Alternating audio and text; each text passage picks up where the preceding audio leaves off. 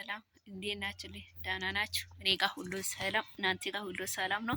እኔ ጋር ሁሉ መልካም ነው አለው። እንዴት ነው ቅመሞች? የስራ መግባት መውጣት ሁሉ ሰላም እንደሆነ ባለ ትልቅ ተስፋ ነኝና ዛሬ አንድ ነገር ይዤ ብቅ ብያቻለሁ። ምንድን ነው እሱም እና አንዳንዴ ማለት ነው ለሰው የምትኖሩ ሰዎች ማለት ነው ለሰው ለራሳችሁ ሁኑ፣ ለራሳችሁ ኑሩ። ራሳችሁ ኖራችሁ ደግሞ ለሰውን ትኖራላችሁ። ሁሌ ለሰው መኖር ጥሩ አይደለም። አንዳንዴ ለራስም መኖር አለበት። ለሰው ብቻ ሳይሆን ለራሳችንም መኖር አለብን። የምር እኔ አሁን እየተረዳሁት ነገር ምን እንደሆነ ታውቃላችሁ? ለራሳችንን ሆነን ለሰው መሆን አለበት። መጀመሪያ ቅድሚያ ለራሳችንን መስጠት አለብን። ለራሳችንን መስራት አለብን። ከዛ በኋላ ከኛ የተረፈ ነገር ደግሞ ለሰውም እንሆናለን። ከኛ ሲተርፍ ማለት ነው። ከኛ ሳልተርፍ ለሰው የሚኖረን ልጆች ምን ሆናችሁ ነው? ምንድን ነው ሀሳባችሁ? አላማችሁ? እቅዳችሁ ምንድን ነው? አራ ልጆችዬ፣ ኢቶችዬ፣ ደግሞ ኢቶች በተለይ ቅመሞችዬ ከኔም ጨምር ማለት ነው ለራሳችሁ ኑራችሁ ለሰውም ኑሮ። መጀመሪያ ለራሳችን እንኑር።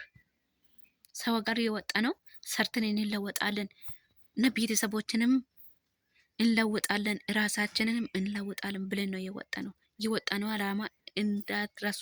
የወጣችሁ አላማ እንዳትረሱ፣ ከኔም ጨምር ማለት ነው። ለምንድን ነው የወጣሁት? ለምንድን ነው ሰው ሀገር የመጣሁት? ለምን ልስራ ነው የመጣሁት? ምን ልስራ ነው? ምንድን ነው ጥቅሜ? ምንድን ነው ትርፌ? ምን ልስራ ነው ሰው ሀገር የመጣሁት የሚባል ነገር አስቡበት። ለምንድን ነው ለራሳችሁ የሚያቅታችሁ? ለራሳችሁ አሁን የሚያቅታችሁ ልጆች ምን ሆናችሁ ነው? ምን ሆናችሁ ነው? እግዚአብሔርን አንዳንዴ እኮ ይገርማል። የራሳችን ነገር ሳንስተካከል ለሰው እንሆናለን። ለሰው ችግር፣ ለሰው ጭንቀት እንደርሳለን። ለሰው መድረስ ጥሩ ነው። ለራሳችን ኖረን ለሰውም እንረዳለን። ለራሳችሁ ኑሩ። መጀመሪያ ለራሳችሁ መኖር ሊመዱ። ሰው ጋር ወጣችሁ ሰርቼ እለወጣለሁ፣ ሰርቼ እንደዛ አረጋለሁ ብላችሁ ነው ሰው ጋር የወጣችሁ። ከዛ ከወጣችሁ በኋላ ደግሞ ራሳችሁን መጣል አልነበራችሁም። ገንዘብ ቦታ ላይ ብዙ ልጆች አሁን ገንዘብ ምናምን በቃ አጎት፣ የአጎት ልጅ እና ወንድም ምናምን የሚበሉ ልጆች ብዙ ልጆች ሶሻል ሚዲያ ላይ እያያቸው ነው። እያለቀሱ ምናምን እንደዛ ሊኬ አምኜ ሊኬ ምናምንም እያሉ በጣም የሚያዝኑት በጣም ብዙ ኢቶች አሉ። ኢቶችዬ ብዙ ዋጋ ከፍላችሁ ሰርታችሁ ብዙ ድካም አለ። የሰራችሁ ገንዘብ ላይ ብዙ ችግር አለ። ያንን ችግር ሁሉ አልፋችሁ ሰርታችሁ ዛሬ ደግሞ ሰው ለምንድን ነው የራሳችሁን ገንዘብ የሚጨፈጭፈው? ለምን ትፈቅዳላችሁ? የአገር ቤት እየላካችሁ ለእኔም እንደዛ አድርጉ፣ ለእኔ እንደዛ ስሩ ብላችሁ አውሯቸው። ዝም እንዳትሉ። ዝም ስትሉ የራሳችሁ ገንዘብ ነው የሚጠፋው። ለምን ዝም ትላላችሁ? ብዙ ልጆች ራሳችንን እናጠፋለን ይላሉ። ለምን? ያለ አግባብ የሌለበት ቦታ ብዙ ልጆች አሁን 7 ዓመት 10 ዓመት ሰርቶ ምንም የለኝም ባዶ ነኝ፣ ቤተሰቦቼ እንደዛ አድርጎ፣ ወንድሜ እንደዛ አድርጓል፣ አባቴ እንደዛ አድርጓል፣ እናቴ እንደዛ አረገች ምናምን እያሉ የሚያወሩት ልጆች እናንተም ታውቁታላችሁ። ሶሻል ሚዲያ ላይ በጣም ብዙ እንሰማለን። ብዙ ልጆች እያወሩ እኔ እሰማለሁኝ፣ እናንተም ትሰማላችሁ ብዬ ባለ ትልቅ ተስፋ ነኝና ለምን እንደዛ ለምን ይሆናል? እስከ መቼ ሰው ጋር ላይ እስከ መቼ ነው እንደዛ የራሳችን ገንዘብ እየጨፈጨፈን ሰው እየበላ ሰው እንደፈለገ እንዳረገ እያረገ ምን ኖረው? ለምንድን ነው? እስከ መቼ ነው? ራሳችንን ብናውቅ ይሻላል። ራሳችሁን የወቁ ኢቶችዬ። ሰው ሀገር እኮ ሰው ሀገር ነው። መቼም ጉልበትሽ ትጨርሻለሽ። ሰው ሀገር ላይ አመት እስከ አመት ትኖሪያለሽ። ያንን ሁሉ ማሰብ አለበት፣ መገንዘብ አለበት። ልጅነቴስ አሁን አግብቼ ልጅ የሚወልድበት ሰዓት እኮ ነው ብላችሁ አስቡ ለራሳችሁ። እንደውም ማንም ሰው ደግሞ ስደት ላይ ስትሆኑ ሰው ጋር ስትሆኑ ከእናንተ የሚፈልገው ገንዘብ ነው እንጂ እናንተን አይፈልግም። ለገንዘብ አቆላምጠው ያንቺን ስም ሌላ ስም ነው የሚጠራው። ለምን ትሰጪያለሽ? ሰርተሽ ዳክመሽ ላብሽን ጣፍ አርገሽ በጣም ብዙ ውጣ ውረድን አልፈሽ አይተሽ ትሰሪያለሽ፣ ሰርተሽ ትልኪያለሽ። ያንን ይበላሉ እነሱ። ለነሱ ምን ቸገራቸው?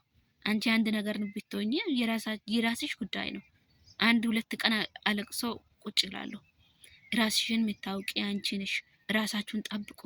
ስራ እየሰራችሁ ራሳችሁን ጠብቃችሁ ስሩ። ሀገር ቤት ገንዘብ እየላካችሁ ደግሞ ዝም ብላችሁ እንዳትልቁ። ለምን ዝም ብላችሁ ትልቃላችሁ? አንድ ሁለት ዓመት እነሱን አግዟቸው። ቤተሰቡን አታግዙ እያልኩ አይደለም፣ አግዟቸው። እያግዛችሁም ደግሞ ዝም ብላችሁ አይደለም። ሁለት ዓመት ሰርታችሁ የአንድ ዓመት ደግሞ ለኔ ይሄንን አድርጉ፣ ይሄንን አስቀምጡ።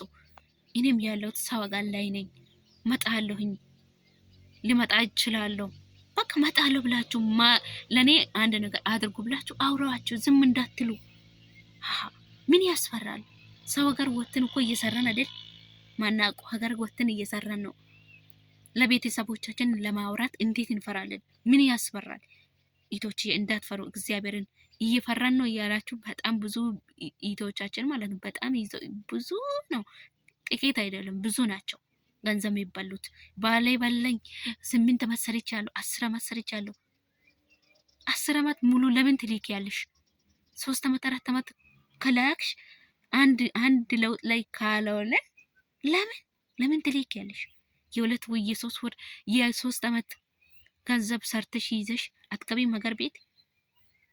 የአንድ ዓመት እሺ፣ የአንድ ዓመት አካውንት ከሌለ የአንድ ዓመት ገንዘብ ሰርተሽ እጅሽ ላይ ይዘሽ የምታምኚው ሰው ካለ 2 ዓመት 3 ዓመት ሰርተሽ ካየሽ በኋላ ካጠፋ 1 ዓመት ብር እጅሽ ላይ አስቀምጥሽ ሌላ የምታምኚው ሰው ካለ አስቀምጥ። እኔ አሁን ሊመጣ ነው።